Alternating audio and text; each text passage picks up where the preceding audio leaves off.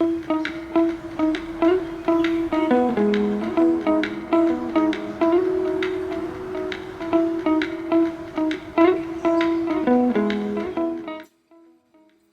you are a business owner, entrepreneur, or leader trying to build a strong, high-performing team, you've probably heard about diversity, equity, and inclusion, or DEI. And by now, with how fatiguing and exhausting this whole conversation has become, you've probably and hopefully also heard of meritocracy. Right now, for whatever reasons, these two ideas seem to be at war.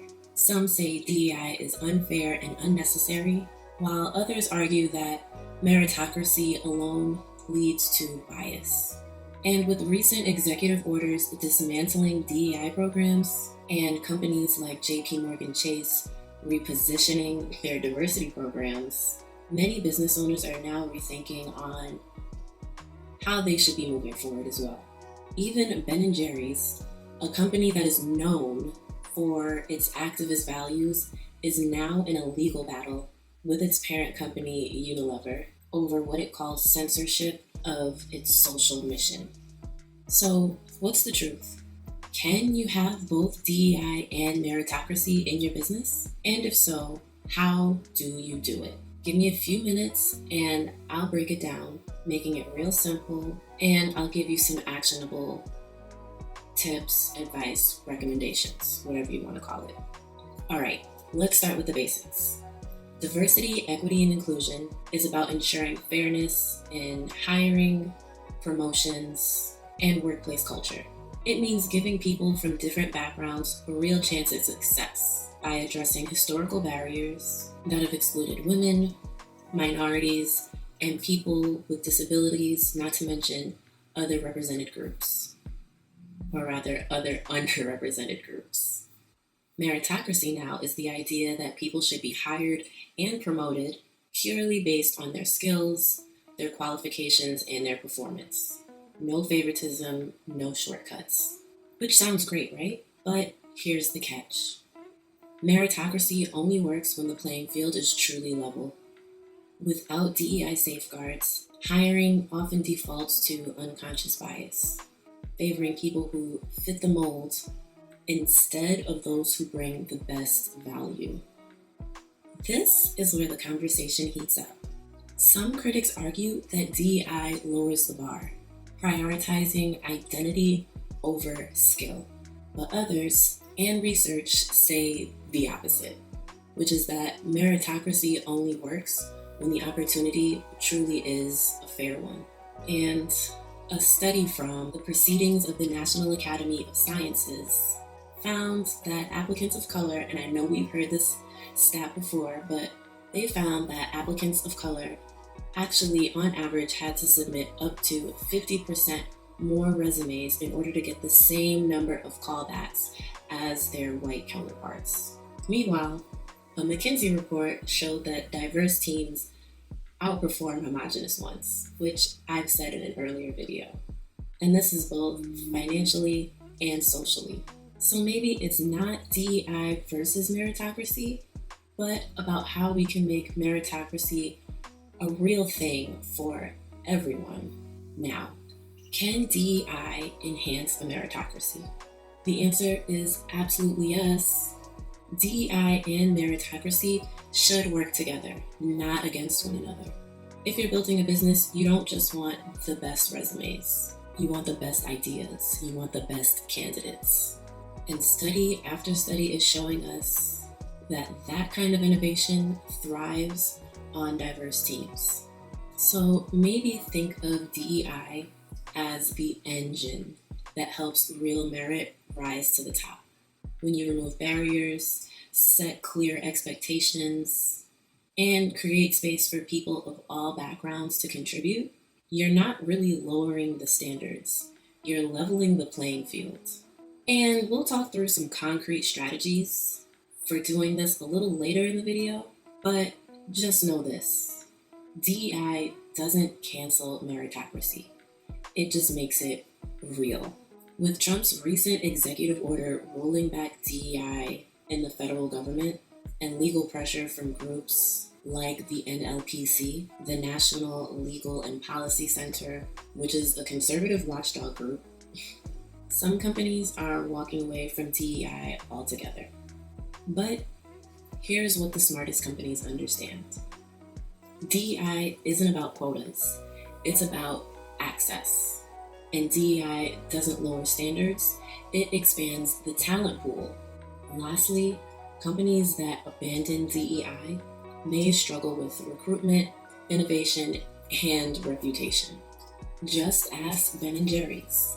Their CEO was just ousted by their parent company, Unilever, allegedly because he refused to back away from the brand's activist values.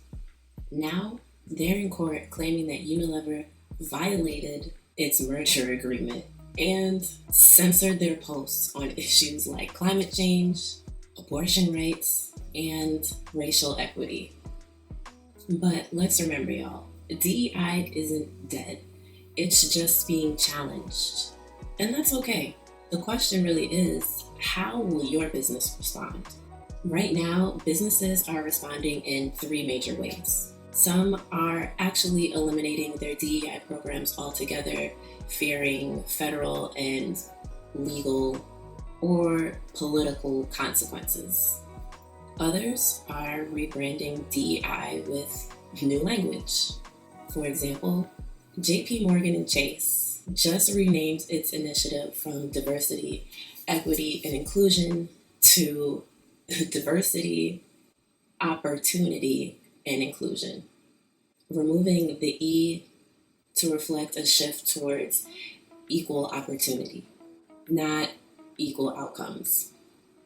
And then you have some businesses that have just decided to go all in with DEI, fully integrating the program and the initiatives with its performance metrics, training, and strategic goals.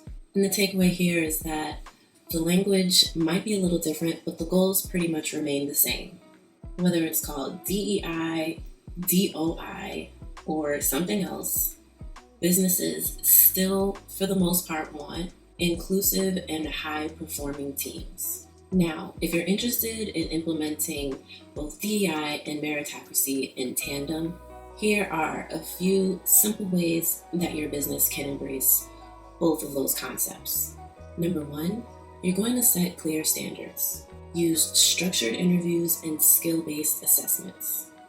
And 2, remove hiring biases.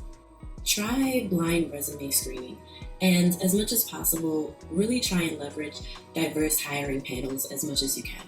And 3, reward your staff and your teams fairly, which means use performance data to guide things like promotions and raises. And 4, invest in mentorship. Develop some sort of leadership pathways or growth pathways for your talent, for your underrepresented talent, but really everyone should have some sort of growth plan or growth path that's in your organization so that they understand what exactly they're moving towards and so that they have something to motivate them. I hope that makes sense. Lastly, 5, make sure that you're tracking your progress. As with any change that you make in your organization, you want to make sure that you are measuring the impact. So measure your diversity, retention, and promotion outcomes so that you can see what's actually working. And if it's not working, that's when you make adjustments. And these steps, these tips, these recommendations are not nice to haves. They are business critical strategies for success in a changing workforce. The bottom line is that DEI and meritocracy are not enemies. When done right, they strengthen each other. From JPMorgan Chase to Ben & Jerry's, companies are doing their best to navigate these political and social pressures. And your job as a business owner is to stay informed, stay intentional, and to build a culture where the best ideas can come from anyone. Now, if you found this helpful, please hit the like button, subscribe for more insights, and drop a comment below. Let us know what your take is on DEI versus meritocracy. Let's talk.